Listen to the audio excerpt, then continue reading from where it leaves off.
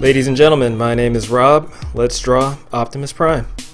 Optimus Prime is the leader of the Autobots from the Transformers franchise. Today we'll be drawing his G1 version, although it won't be the classic G1 from the 80s cartoon. This will be the slightly modernized version that we see I think there were two maybe runs of this particular shape. The only real difference from his G1 incarnation is that it's not so much a boxy truck. It's very much the typical kind of truck cab you would see on the roads today, as opposed to the blocky 80s version. Aside from that, still the same color schemes still apply. So starting with, of course, I knocked out simple guidelines, vanishing point slightly off to the bottom right of the page. And this time though, I'm not doing actual line art, I'm just doing the silhouettes. I'm blocking out the actual form straight up. Now, I chose to take this approach instead of the line art like I normally do because this is not a human figure. I mean, there are figures in this drawing, but they aren't the central focus. The central focus is Optimus Prime, a giant blocky robot. So it's better to try and establish the silhouette, the overall forms, and then work around that, as opposed to trying to work out anatomy and sketching pencil lines, things like that. Because overall, this entire composition is going to be very dark. It's going to be sort of like the Bayformers from the very first Michael Bay movie. It's when they're first introduced, we're seeing silhouettes, we're getting a feel for scale. We're not really too concerned with the detail, especially since with these particular kinds of characters, any kind of giant mech, it could end up eating a lot of time. They tend to be very involved, and that's not really what we want here. We don't want that highly technical type of rendering. What we want is to imply scale. We want to really bring across the idea that these Transformers are massive. So for this shot, I chose an upturned camera, which automatically implies power and size. I put the characters, like people, in the scene to help establish, to help ground, and give the viewer some idea of the sizes we're working with here. That's the same reason the birds exist in the scene. That's the same reason these streetlights exist. It's all to give familiar frames of reference so that we have a sense for just how big Optimus Prime really is. Because it's easy in isolation to lose sight of that fact. These are giant robots. So now that I'm overall satisfied with what I've blocked out, I've added a layer, filled it with black, and lowered its opacity, and now I'm erasing away parts of that layer to help brighten up certain spots. This is basically just a faster way to establish my overall value scheme. I know I'm going to have a lot of lights and a lot of darks, so addition by subtraction is the easiest ways to do that. So happy with that overall. I've taken everything, put it on its own layer, set it to multiply, and behind that, just using normal paint, I'm putting in the color wash. A very desaturated dark blue for the sky. It's just past sunset, but not quite the dead black of night. Chose that because streetlights are normally amber. So to try and make the foreground pop, I want to pick the complementary color for the background, which would be a type of blue. So now that I've worked that in, generally, I'm starting to bring out parts of Optimus Prime that are going to be lit either by bounced light from the scene or directly by street lights or these neon signs, what have you.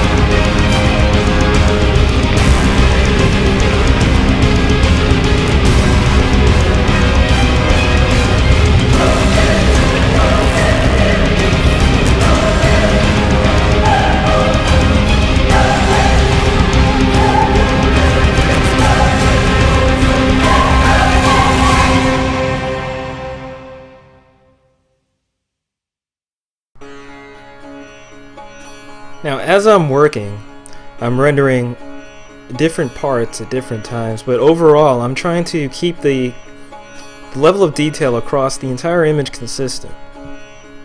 Normally, I would focus on the face and then circle around and do the entire image, or at least try to keep the entire image at the same level of detail. Faces I would tend to focus on. In this case, though, we don't have that.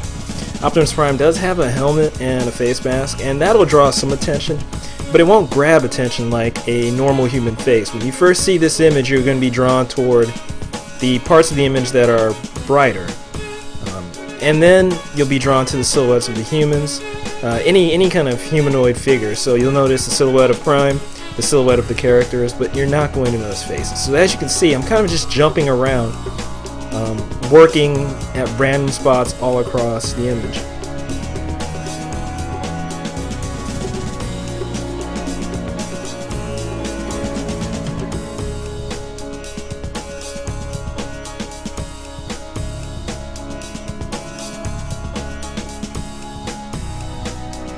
The main thing that I'm looking to do is, at this point, just render forms and make sure that the lighting comes through correctly. That the overall direction of the lights are still preserved, that it makes some kind of sense.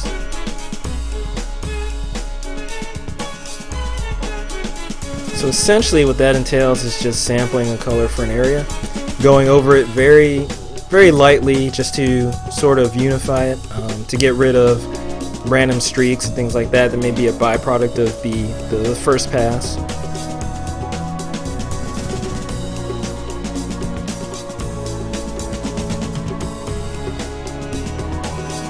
But I'm also checking and making sure that I'm accounting for things like balanced lights and shadows. And those are all things that you eventually sort of develop a feel for. You kind of develop a mental checklist over time, and you just get used to doing it.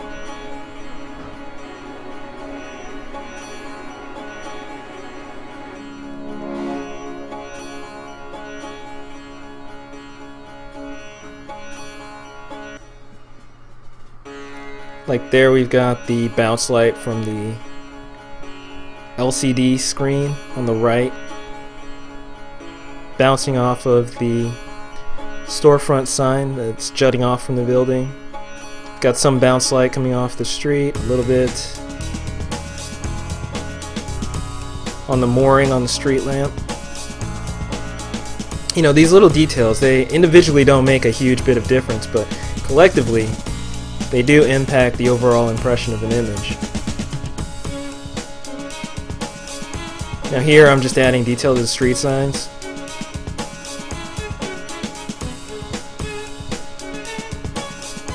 That one there says Pachinko, because in my head that's a pachinko place. The sign further in the background, though you can't see the entire thing, I intended for that to say Takara. There's only enough space for the last part though. Takara being the toy company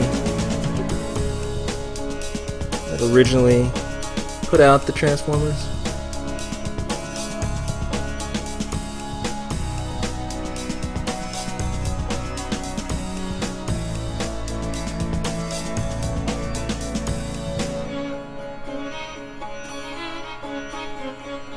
Now here I'm just shaping it up, making sure that the storefront makes some kind of sense.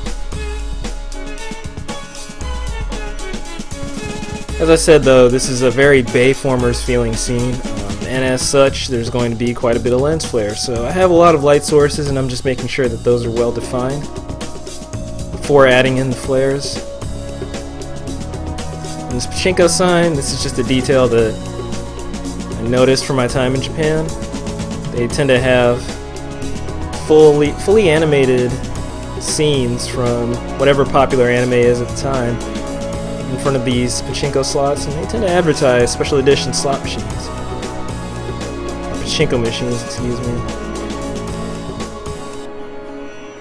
So I just painted that little bit of detail on its own layer, set it to multiply, lowered the opacity so it blends in with the scene.